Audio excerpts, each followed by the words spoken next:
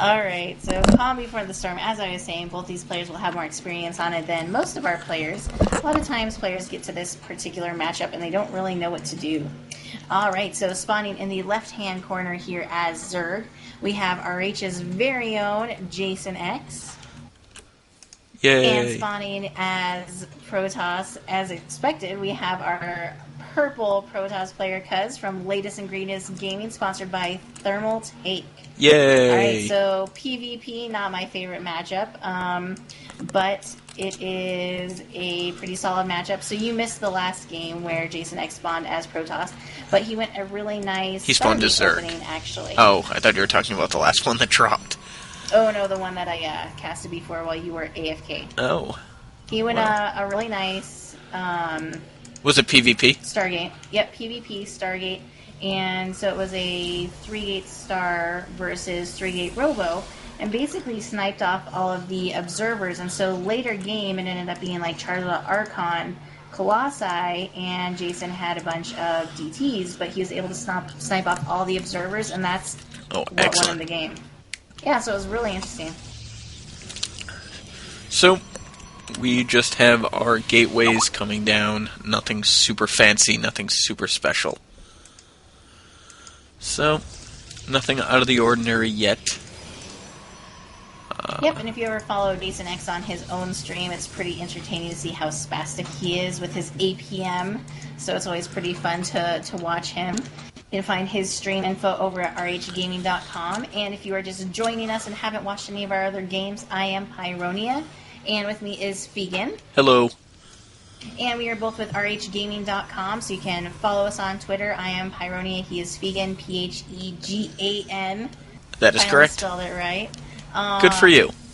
Phonetics are hard, man. Jeez. Oh, well, the problem is you don't even misspell the part that's not phonetic. Whatever, close enough. Okay, dyslexia is hard, alright? What can I say? I am a dyslexic English teacher. I know it's ironic, but it's true. You like to throw A's in everywhere. So, Jason is scanning, just kind of probing around. Oh, that's a nice little hiding spot for him. He has a probe down in the hidden expansion in the little tucked corner. Very sneaky. So, that should be able to hang out there in a little bit. So, no expansion going down for either player, so Warp Gate is being researched by both, and their timings are almost exactly the same. They're probably about a second off of each other in terms of what each player is doing. It's been a complete mirror so far, except for that sneaky little probe hanging out in the... I know, it might end up being MVP probe. Oh. I don't like that pylon placement. Oh, there we go. He should put that pylon in that sneaky little corner, because that's sneaky... Well, I was wondering if he was going to do a pylon for proxying. Oh, here comes the stalker, and he is going to see the probe. Oh no, the probe is dead. Alright, and that just goes to show that these players know this map well. Players who aren't as familiar with it probably wouldn't even thought to have scouted. Oh, hey, look, a 4-gate. Yep, because we've seen lots of 4-gates from him, and we've got a 3-gate here. Oh no, we've got 4-gate from both. Hey, look, another 4-gate. 4-gate versus 4-gate. Alright, rock, paper, scissors. But we do have a proxy pylon already down for Cuhz. And they're taking. Not have one yet. They're taking different paths to each other. So actually, Jason is going to get there first, and Cuhz only has a stalker in his base. So he should be... it's going to require Cuhz to do some warp-ins at home versus offensively. So he's going to have to transition more into a defensive 4-gate, probably. Let's see. Yep, he is starting to pull back. He cut off the reinforcements. But let's see how much damage. He warped in some stalkers there, and he is going to be able to clean that up. But Cuhz is trying... Oh, no, never mind. That Zealot is going to get 1 worker before being killed, 2 workers, and that is all. And then he's going to clean up that proxy pylon. He doesn't momentarily have a Artosis pylon there, but he is remedying that situation as we speak. Smart man. Smart man. So the super close proxy pylons have gotten cleaned up, so we may start to see this reset a little bit without a ton of 4-gate action, but we will see. Cuhz still does have his proxy pylon directly north of Jason. So we And will Jason see. does not know about it. So He has we'll no see if that idea. comes into play a little bit later. And looks like Jason is taking his second gas. Cuhz is not. So it looks like Jason might be having some plans of transitioning out of a 4-gate. Whereas Cuhz, as we see this steady stream of purple moving across the map, is not planning on transitioning out of the 4-gate anytime soon. Nope. In fact, he's going to be bringing the 4-gate into Jason's front yard. Putting a ton of pressure on with it. He is, in terms of units, he is down 1 Stalker, but has 3 Zealots. Yep, and those Zealots really do, they're very crucial to 4-gates. You have to have the Zealots to tank for your Stalkers, otherwise they just are a little bit too weak. Absolutely, and that probe is going to get cleaned up very easily, and he's going to try and attack up this ramp with all these Stalkers. So this will be interesting. He's down by 3 Stalkers, but he does have the 3 Zealots.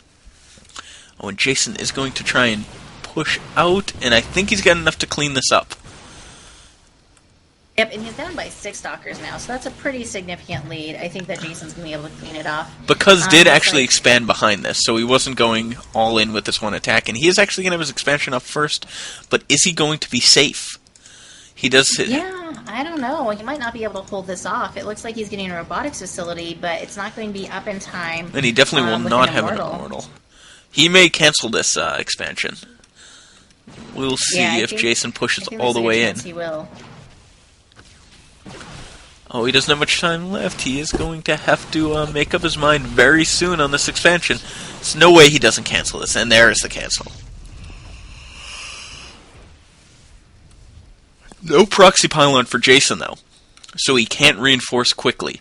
So Cuhz actually has a slight advantage here after his next round of warpins. But it looks like Jason is just kind of going to pull back. Maybe he saw that probe going north.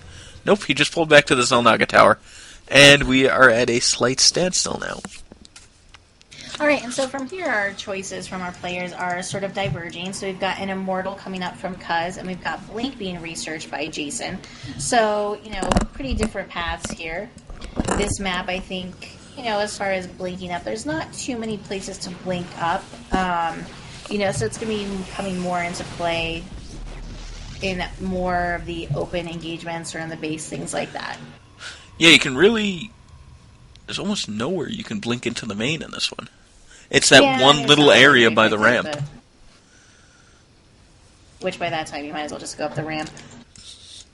Jason is kind of walking around trying to clear up any proxy pylons left on the map, and he is adding a proxy pylon of his own.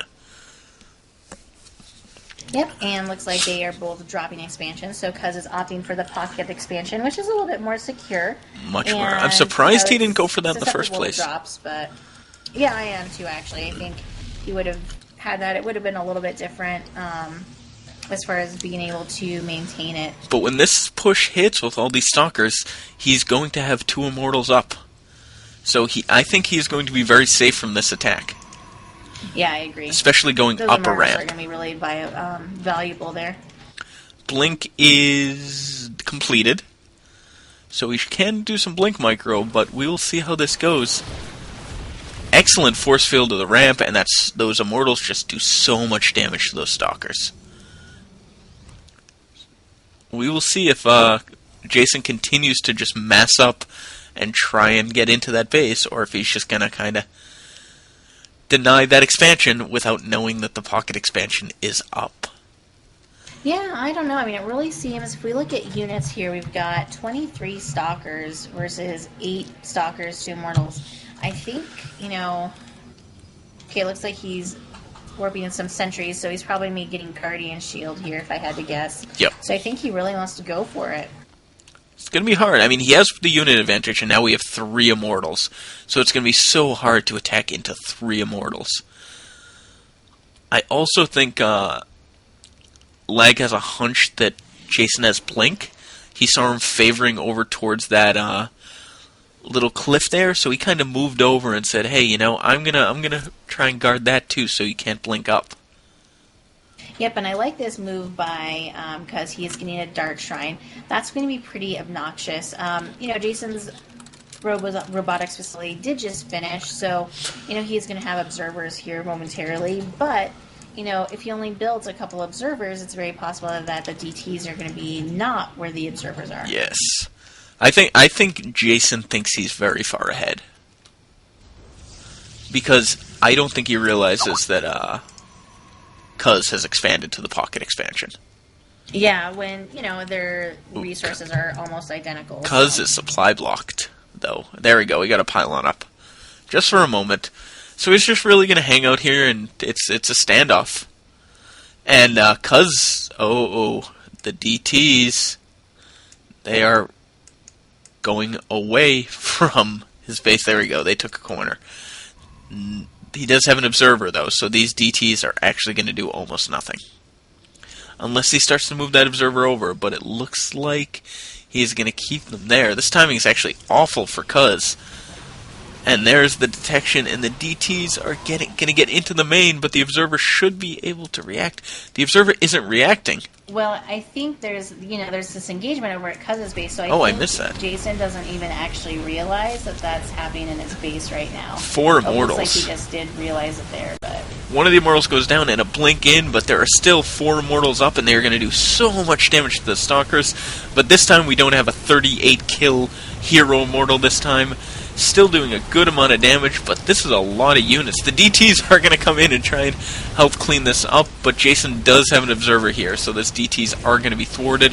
But it looks like GG by Jason. yeah. So basically, in the midst there, so there was that nice, standoff with the immortals by Cuhz, and then he had the just really good timing with his DTs slipping into the other side of Jason's base almost at the identical time. So it was just a little bit too much for Jason to handle. So GG there. All right, so currently 1-0 Cuhz in our best of 3 for the semifinals here.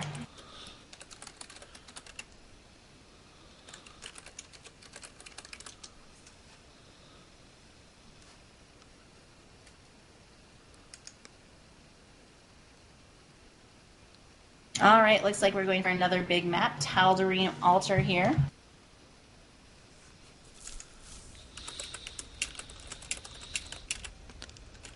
And go ahead and ninja off me.